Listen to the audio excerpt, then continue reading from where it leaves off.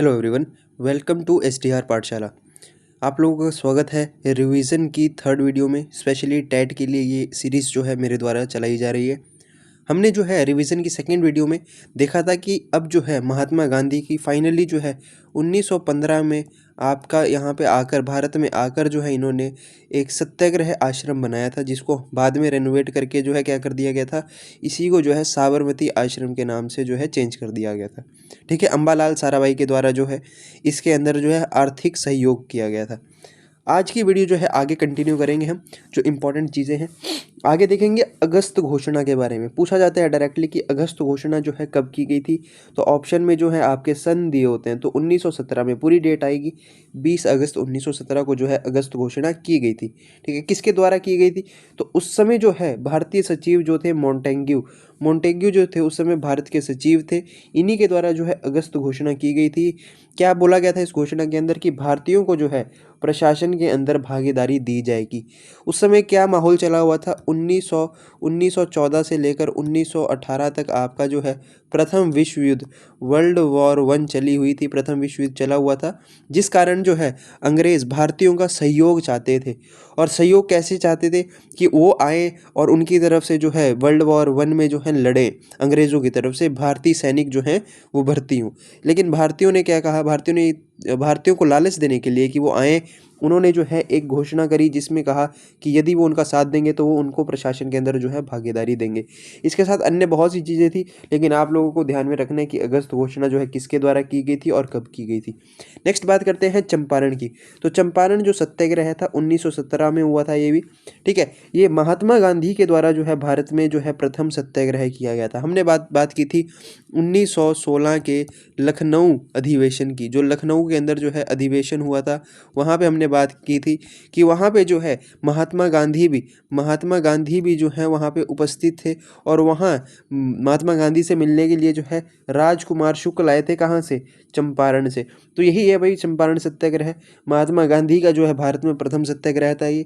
ठीक है, राजकुमार शुक्ल यहाँ पे आए थे किनके पास, महात्मा गांधी के पास, और उन्होंने चंपारण के बारे में, चंपारण की जो भी समस्याएं थी उसके बारे में महात्मा गांधी को जो है अवगत करवाया था। समस्या ये थी कि भाई 3 कठ्या पद्धति जो है वो लागू हुई थी, कहाँ पे, चंपारण के अंदर। चंपारण बिहार में है। ठीक है, वहाँ पे 3 कठ्या पद्धति चली हुई थी। 3 कठ्या पद्धति क्या होती है कि भाई अगर आपके पास जो है टोटल भूमि का 20 भाग है, तो आप हर साल उस 20 भाग में से 3 भाग के ऊपर जो है नील की खेती करोगे। ठीक है, और नील की खेती ऐसी थी कि रंग की खेती होती थी, तो जिस भी भाग पे जो है, जैसे कि 3 भाग पे हर साल नील की खेती करनी पड़ती थी, तो एक ही बार खेती होती थी। उसके बाद जो है नील की खेती के बाद वो भूभाग जो होता था ज़मीन का वो बंजर हो जाता था, जिसकी वजह से जो है आपके जो है कृषकों को भी काफ़ी भारी नुकसान देखने को मिल रहा था। तो इसी के लिए जो है महात्मा गांधी के द्वारा प्रथम बार सत्याग्रह किया गया था भारत में। तो पूछा जाता है भाई महात्मा गांधी का भारत में प्रथम सत्याग्रह कौन सा था, तो चंपारण सत्याग्रह था। किस व्यक्ति के द्वारा जो है महात्मा गांधी को चंपारण की समस्याओं के बारे में अवगत करवाया गया था, तो राजकुमार शुक्ल के द्वारा करवाया गया था। समस्या क्या थी, 3 कठिया पद्धति थी। ठीक है, नील की खेती के विरुद्ध था ये। नेक्स्ट बात करते हैं, और ये भी बात करें तो ये प्रथम सफल भी था भाई, सफल भी रहा था ये। ठीक है, बिल्कुल जो है मान लिया गया था गांधी जी के जो है बारे में, जो भी उनकी सोच विचारधारा थी, और ये नील पद्धति को जो है समाप्त कर दिया गया था। दूसरा जो है अगले ही साल 1918 में जो है एक और आंदोलन होता है, जिसको हम बोलते हैं अहमदाबाद मिल मजदूर आंदोलन। ये भी जो है महात्मा गांधी के द्वारा ही जो है संचालित किया जाता है। क्या था इसके अंदर, मजदूरों की मांग थी कि उनको जो है 30% बोनस मिले।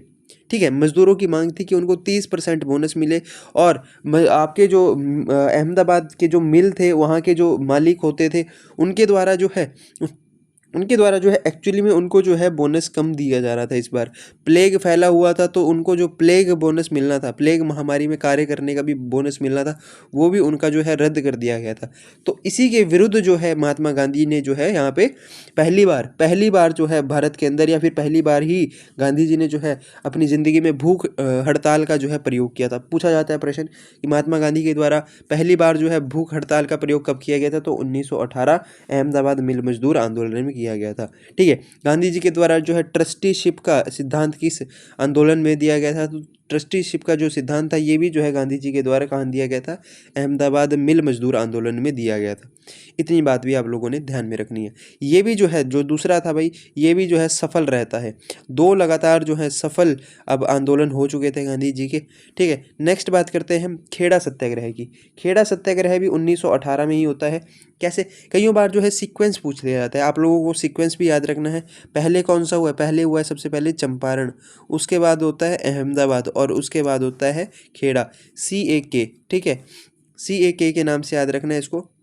सबसे पहले हुआ चंपारण, उसके बाद होता है आपका अहमदाबाद मिल मजदूर आंदोलन, उसके बाद होता है खेड़ा सत्याग्रह। खेड़ा सत्याग्रह की बात करें तो 1918 में हुआ था ये भी। खेड़ा भी आपका गुजरात के अंदर ही एक स्थान है। क्या था यहाँ पे दिक्कत, यहाँ पे थी अकाल संहिता। क्या होता था कि देखिए भाई, जब भी ऐसा था कि अकाल संहिता या फिर लॉ ऐसा था कि जब भी सूखा पड़ जाएगा, जब भी सूखा पड़ेगा, तब जो है किसानों से जो आपका टैक्स लिया जाता है, उनसे कर लिया जाता है, उसको माफ़ कर दिया जाएगा, उसको माफ़ कर दिया जाएगा। ठीक है, तो इस साल भी जो है खेड़ा के अंदर हमें वहाँ पे गुजरात साइड में जो है सूखा देखने को मिलता है, लेकिन किसानों के द्वारा जो है किसानों का जो कर था वो माफ़ नहीं किया गया, उनसे जो है कर लिया गया। तो इसी के विरुद्ध जो है गांधी जी ने यहाँ पे आगे आए, गांधी जी खेड़ा में पहुँचते हैं और यहाँ पे किसानों की तरफ से जो है ये आंदोलन करते हैं, ये सत्याग्रह उनके द्वारा किया जाता है। किसानों से अकाल की स्थिति में कर लिया जा रहा है, ये बात मैंने बताई आप लोगों को। कर नहीं देंगे आंदोलन भी इसको कहा जाता है, बिल्कुल सही बात है, इसको कर नहीं देंगे आंदोलन भी कहा जाता है। क्यों, क्योंकि कर देने से जो है मना कर दिया गया और ये आंदोलन भी बाद में जो है सफल जो है हो जाता है, जब गांधी जी जो है बता देते हैं उनको, गांधी जी ये साबित कर देते हैं कि हाँ भाई उस साल जो है अकाल की जो है स्थिति है, तो भाई गरीब जो कृषक थे, किसान थे, उनके द्वारा जो है कर बिल्कुल भी नहीं दिया जाता। ठीक है, तो ये 3 जो हैं बहुत ही इंपॉर्टेंट आपके जो हैं आंदोलन सत्याग्रह है, आप लोग कुछ भी कह लीजिए इनको, ये आप लोगों ने ध्यान में रखने हैं गांधी जी की। ठीक है, नेक्स्ट बात करते हैं हम रॉलेट एक्ट से। रॉलेट एक्ट आता है 1919 में। रॉलेट एक्ट एक्चुअली में जो है ऐसा एक्ट था जो कि वर्ल्ड वॉर 1 के समय इस्तेमाल किया गया था अंग्रेज़ों के द्वारा। अंग्रेज़ नहीं चाहते थे कि वर्ल्ड वॉर 1 जब अंग्रेज़ जो हैं वो विश्व से लड़ रहे हैं, तब जो है भारत के अंदर कोई स्थिति बिगड़े, भारत के अंदर कोई नेता जो है वो हड़ताल करे, बहिष्कार करे, तो किसी के ऊपर भी अगर शक होता था तो उनको जो है उस नेता को या फिर उस व्यक्ति को उठाकर जो है कुछ समय के लिए नज़रबंद कर दिया जाता था, नज़रबंद कर दिया जाता था। ये ज़रूरी भी था कि जब आप कोई वर्ल्ड वॉर लड़ रहे हो और उस समय आपके देश के अंदर जो है स्थिति बिगड़े, तो उस व्यक्ति को जो है शक के उस पे ही जो है उठाकर नज़रबंद कर देना चाहिए। ठीक है, तो लेकिन क्या किया गया, अब इस रॉलेट एक्ट को, ये जो एक्ट था नज़रबंद करने वाला, बिना पूछे जो है या सिर्फ शक के ही आधार पर जो है किसी को गिरफ्तार कर लेना, ये परमानेंट एक्ट बनाया जा रहा था। इसको हम रॉलेट एक्ट बोल रहे थे। इसका असली नाम पूछा जाता है तो अनैरिकल एंड रेवोल्यूशनरी एक्ट, पूरा नाम है अनैरिकल एंड रेवोल्यूशनरी एक्ट। ठीक है, किसके द्वारा दिया गया था, किसके द्वारा पेश किया गया था ये, तो सर सिडनी रॉलेट के द्वारा जो है रॉलेट एक्ट पेश किया गया था। कब पास हुआ था ये, फिर कब लागू हुआ था, तो 19 मार्च 1919 को जो है ये एक्ट जो है ये पास हो गया था, ये लागू करवा दिया गया था। क्या प्रश्न आते हैं भाई, इसको जो है निम्नलिखित में से कौन से कानून को काला कानून के नाम से जाना जाता है, तो रॉलेट एक्ट को काला कानून के नाम से जाना जाता है। इसी को बिना अपील, बिना दलील और बिना वकील का कानून भी कहा जाता है, कि ना तो किसी की अपील सुनी जाएगी कि वो सही है या गलत है, ना किसी की दलील सुनी जाती है और ना ही उसको वकील करने की जो है इजाज़त दी जाती है। तो इसको बिना अपील, बिना दलील और बिना वकील का कानून भी इसको कहा जाता है। ठीक है, इसके विरुद्ध भी जो है आंदोलन चलता है भारत के अंदर, पूरे भारत के अंदर जो है इस एक्ट के विरुद्ध आंदोलन चलता है और इसी आंदोलन के तहत 8 अप्रैल 1919 को जो है गांधी जी भी गिरफ्तार कर लिए जाते हैं, क्योंकि गांधी जी पहले ही जो है 3 सफल आंदोलन करके आ चुके थे। अब जो है गांधी जी के सामने क्या था, रॉलेट एक्ट था, इसके विरुद्ध जो है गांधी जी ने आंदोलन शुरू कर दिया। तो गांधी जी को जो है सबसे पहले इन्होंने गिरफ्तार कर लिया 8 अप्रैल 1919 को, क्योंकि वो बाहर रहेंगे तो फिर से जो है बहुत ज़्यादा बहिष्कार या हड़तालें हो जाएंगी। पंजाब में जो है 2 नेता जो थे, प्रसिद्ध नेता पंजाब के, वो नेतृत्व कर रहे थे। एक का नाम था सत्यपाल और एक का नाम था सैफुद्दीन किचलू। आप लोगों ने ये पॉइंट बिल्कुल याद रखना है। ठीक है, पंजाब में कौन नेतृत्व कर रहे थे इस आंदोलन का, सत्यपाल और सैफुद्दीन किचलू, दोनों को गिरफ्तार कर लिया गया। इन दोनों को भी जो है गिरफ्तार कर लिया जाता है। ठीक है, अभी यहाँ तक देखते हैं, अभी यहाँ तक गिरफ्तार हो गया, ये रॉलेट एक्ट लागू हुआ, किस किस को गिरफ्तार कर लिया। नेक्स्ट बात करते हैं हम जलियांवाला बाग हत्याकांड की। जलियांवाला बाग हत्याकांड होता है आपका 13 अप्रैल 1919 को। इस समय जो है पूरे भारत के वाइसरॉय होते हैं लॉर्ड चेम्सफोर्ड। ठीक है, लॉर्ड चेम्सफोर्ड। आप लोगों का यहाँ से बहुत बार प्रश्न पूछा गया है, जलियांवाला बाग हत्याकांड के समय जो है भारतीय सचिव सॉरी भारतीय जो है वायसराय कौन थे, तो लॉर्ड चेम्सफोर्ड थे। जब रॉलेट एक्ट आया तब भी यही जो है वायसराय थे, तो आप लोगों को ध्यान में रखना है। रॉलेट एक्ट पूछा जाए या फिर आपका जलियांवाला बाग हो, आपका वायसराय कौन रहेगा, लॉर्ड चेम्सफोर्ड रहेगा। ठीक है, किसके सहयोग से होता है ये, तो डायर जो थे उस समय, ये डायर जो थे आपके यहाँ पे जो है जनरल थे आर्मी के जनरल थे ये। ठीक है, पूरा नाम था माइकल ओडायर, पूरा नाम था इनका माइकल ओडायर। ठीक है, ये पंजाब के लेफ्टिनेंट गवर्नर थे। जनरल कौन था, सेनापति कौन था, तो ये आर डायर था, सेनापति था आर डायर। ठीक है, इनको बताया किसने था कि जैसे कि आपके पंजाब में हो रहा है, ये पंजाब की बात है, जलियांवाला बाग जो हत्याकांड है, जलियांवाला ये बाग है, ये पंजाब में है। ठीक है, पंजाब के अंदर क्या हुआ है, पंजाब के दो प्रसिद्ध नेताओं को आपने गिरफ्तार कर लिया है।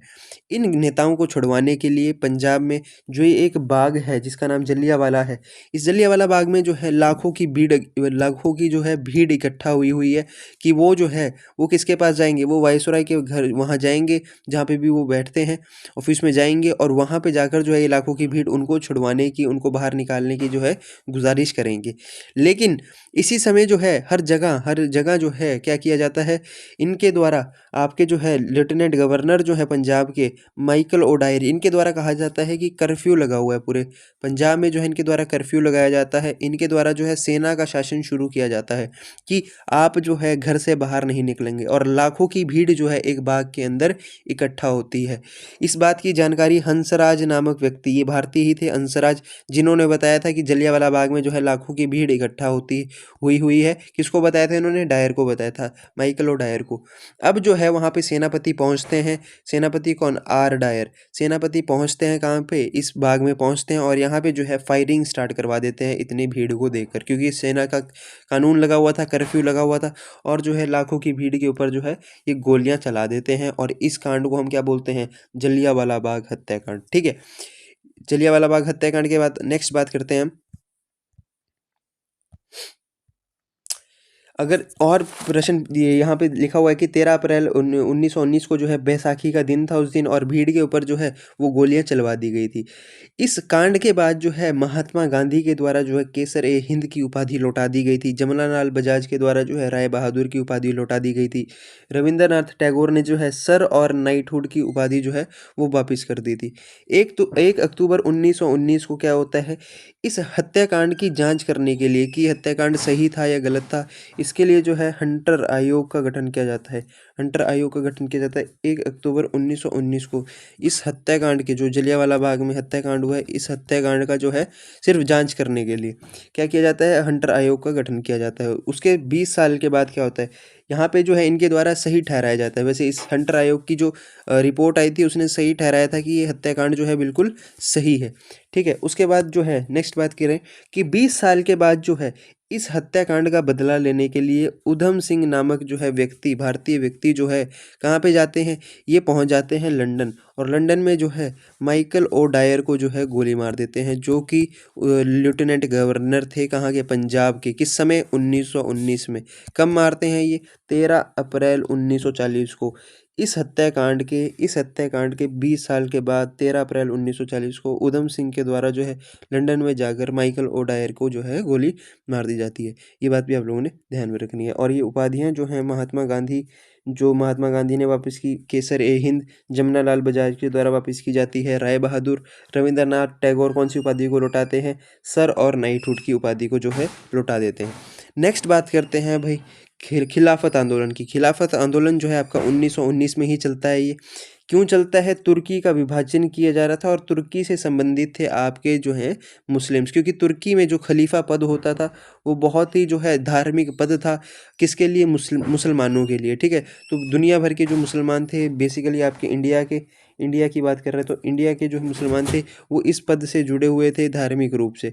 तो जब जो है पहला विश्व युद्ध खत्म होता है तो अंग्रेज़ों के द्वारा तुर्की का विभाजन कर दिया जाता है, खलीफा का पद जो है वो समाप्त कर दिया जाता है। इसी के विरुद्ध जो है भारतीय मुसलमानों के द्वारा एक आंदोलन किया जाता है जिसको हम बोलते हैं खिलाफत आंदोलन 1919 में किया गया था। ये नेतृत्व किसने किया था इसका? मोहम्मद अली और शौकत अली ने। इनको अली बंधु कहा जाता है, अली ब्रदर्स जो है इनको कहा जाता है, या अली बंधु भी इनको कहा जाता है, ठीक है। मोहम्मद अली और शौकत अली।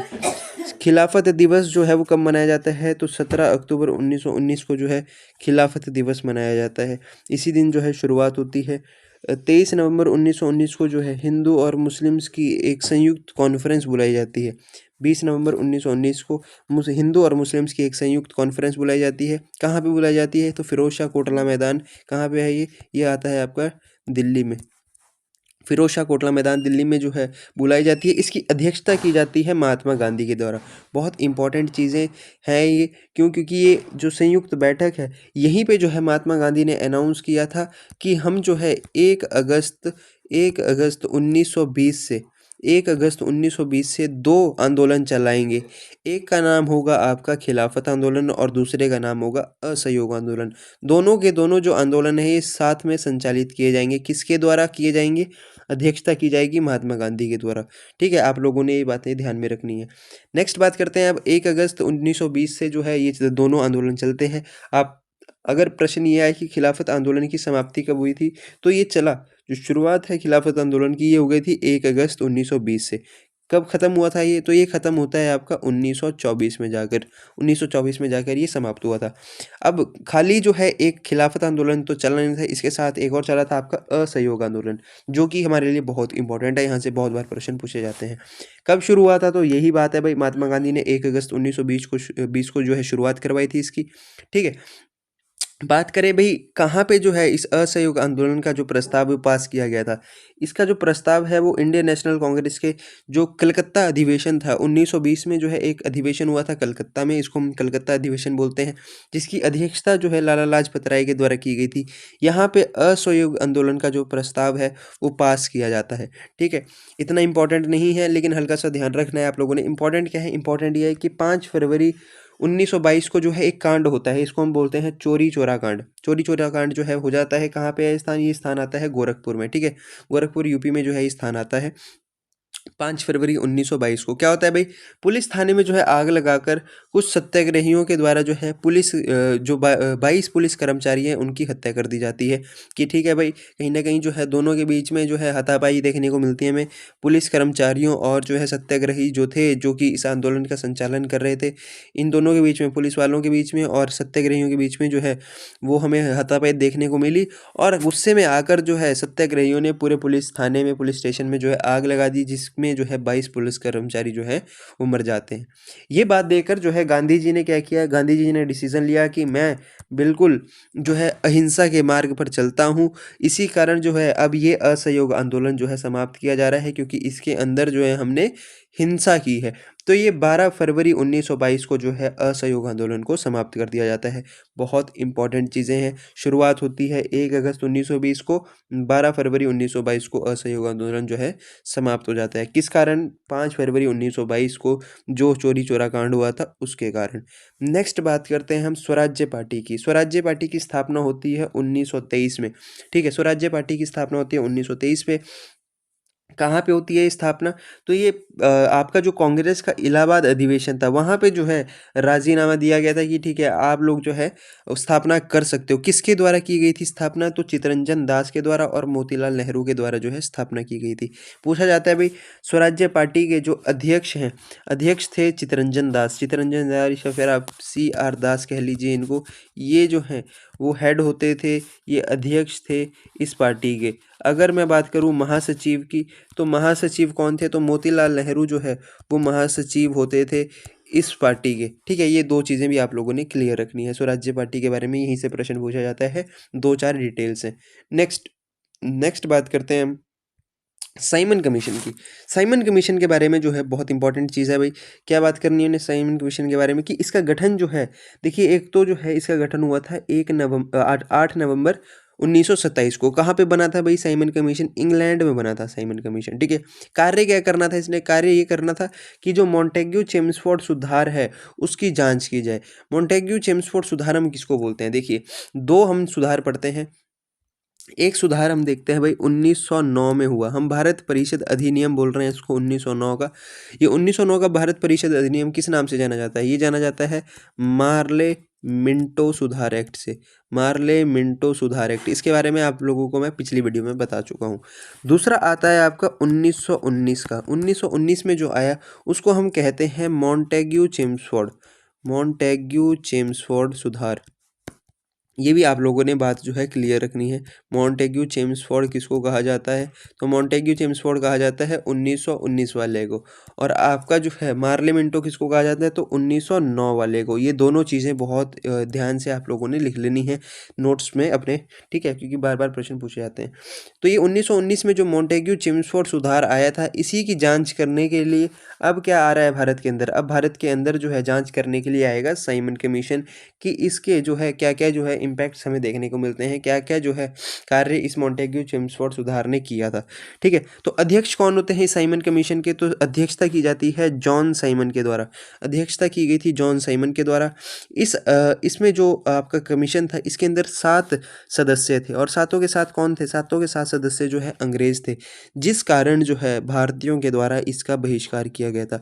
क्यों किया गया था? क्योंकि सातों के साथ भाई अंग्रेज हैं, तो भारत की स्थिति को कैसे बता सकते हैं? भारत की स्थिति को बताने के लिए कि भारत के अंदर कोई सुधार हुआ है या नहीं हुआ, तो भारत की यही स्थिति बताने के लिए इसके अंदर भारतीय होने चाहिए। इंडियंस ही बता सकते हैं, क्योंकि इंडियंस ही रह रहे हैं। आप लोग जो हैं इंग्लैंड से 7 अंग्रेज़ों को भेज रहे हो, जो कि भारत में आएंगे और वो भारत की स्थिति बताकर जाएंगे कि भारत सही चल रहा है या गलत चल रहा है। ऐसा नहीं हो सकता, इसीलिए जो है इसका जो है बहिष्कार किया गया था भारी। ठीक है, उसके अलावा जो है भारत में आगमन कब हुआ था साइमन कमीशन का? 8 नवंबर 1927 को जो है इंग्लैंड में गठन हुआ था और 8 फरवरी 1928 को भारत में ये पहुंच गया था। भारत में कब पहुंचा था? तो भारत में पहुंचा था 8 फरवरी आपका 1928 को। ठीक है, सर्वाधिक विरोध जो है इसका हमें देखने को मिलता है कि लाहौर में जो है इसका बहुत विरोध चला हुआ था, जिसकी अध्यक्षता जो है लाला लाजपत राय के द्वारा की जा रही थी। बहुत इंपॉर्टेंट है भाई, लाहौर के अंदर जो है इस कमीशन का जो है काफ़ी विरोध चला हुआ था, जिसकी अध्यक्षता कौन कर रहे थे? लाला लाजपत राय कर रहे थे। लाला लाजपत राय जो है पंजाब केसरी के नाम से भी जाने जाते हैं। ठीक है, और यहाँ इस समय जो है बहुत प्रसिद्ध नारा चला हुआ था जॉन साइमन के विरुद्ध, साइमन गो बैक का नारा जो है चला हुआ था। ठीक है, इसी समय जो है लाला लाजपत राय के ऊपर जो है लाठीचार्ज करवा दिया जाता है पुलिस के द्वारा, और इनकी जो है इस लाठीचार्ज में मृत्यु हो जाती है। इसी समय जो है इनकी मृत्यु भी हो जाती है इसी लाठीचार्ज में। ठीक है,